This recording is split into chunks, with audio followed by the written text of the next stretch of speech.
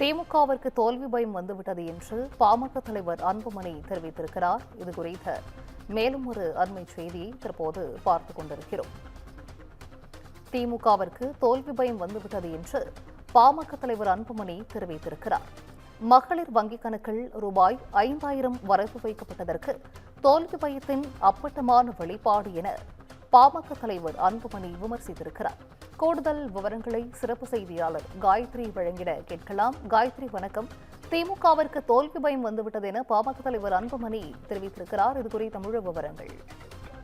வணக்கம் சிறிதா. மகளிர் வங்கி கணக்கில் 5000 வரவு வைக்கப்பட்டது தோல்வி பயத்தின் அப்பட்டமான வெளிப்பாடு என பாமக தலைவர் அன்புமணி ராமதாஸ் விமர்சனம் செய்திருக்கிறார்.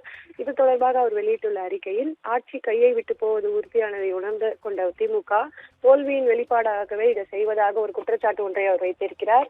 மக்கள் நலனில் அக்கறை இருப்பதை போல முதலமைச்சர் மு.க.ஸ்டாலின் போடும் வேடங்கள் எல்லாம் கலைந்துவிட்ட நிலையில் தமது நாடகங்களை எல்லாம் தமிழ்நாட்டு மக்கள் இன்னும் நம்புவார்கள் என்ற நப்பாசையில்தான் முதலமைச்சர் இது போன்ற ஒரு நடவடிக்கையை எடுத்திருப்பதாக அவர் குற்றச்சாட்டை வைத்திருக்கிறார். அது மட்டுமின்றி தேர்தல் நடத்தை விதிகள் நடைமுறைக்கு வந்தாலும் கூட ஏற்கனவே செயல்பாட்டில் உள்ள திட்டங்களுக்கு தடை இல்லை என்பது பாமர மக்களுக்கு கூட தெரியும், முதலமைச்சருக்கும் இது நன்கு தெரியும். ஆனாலும் அவர் வேண்டுமென்றே ஒரு நாடகத்தை போடுவதற்காக இந்த அறிவிப்பை தற்பொழுது வெளியிட்டிருப்பதாக அவர் குற்றச்சாட்டு ஒன்றை வைத்திருக்கிறார். மொத்தமாக பணத்தை கொடுத்தாவது மக்களின் எதிர்ப்பை குறைக்க முடியுமா என்ற எண்ணத்தில் தான் இப்படி ஒரு முயற்சியை செய்திருக்கிறார் என்றும், என்ன செய்தாலும் மக்களின் கோபம் குறையாது என்பதே உண்மை என்று அன்புமணி ராமதாஸ் தனது அறிக்கையில் தெரிவித்திருக்கிறார். அது மட்டுமின்றி உழவர்களுக்கான கொள்முதல் விலை, பாசன திட்டங்கள், மாணவர்களின் கல்வி கடன் ரத்து, மின் கட்டணம் குறைப்பு உள்ளிட்ட வளர்ச்சிக்கான திட்டங்களை நிதி நெருக்கடி காரணம் காட்டி செயல்படுத்த மறுத்த மு.க.ஸ்டாலின் அரசு ஏற்கனவே வாங்கி குவித்திருக்கும் சுமார் 10 லட்சம் கோடி கடன் போதாதென கூடுதலாக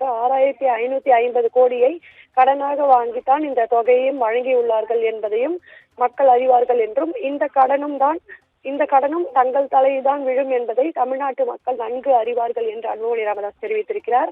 அதே போன்று திமுக ஆட்சிக்கு வந்த நாள் முதலாக உயர்த்தப்பட்ட கட்டணங்கள், வரிகள் மூலம் ஒவ்வொரு குடும்பத்திடமிருந்தும் ஆண்டுக்கு சுமார் 25,000 வரை கூடுதலாக பறிக்கப்பட்டிருக்கிறது என்றும், 5 ஆண்டுகளில் ஒவ்வொரு குடும்பத்திடமிருந்தும் 1.25 லட்சத்தை பறித்துக் கொண்டு ஒரே முறை 5000 வழங்குவதன் மூலம் மக்களை ஏமாற்றிவிட முடியாது என்றும் அன்புமணி ராமதாஸ் தெரிவித்திருக்கிறார்.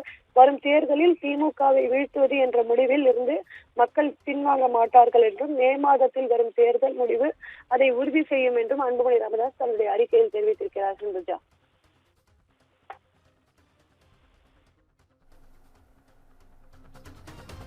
நன்றி காயத்ரி. விவரங்களை வழங்கியமைக்கு நன்றி.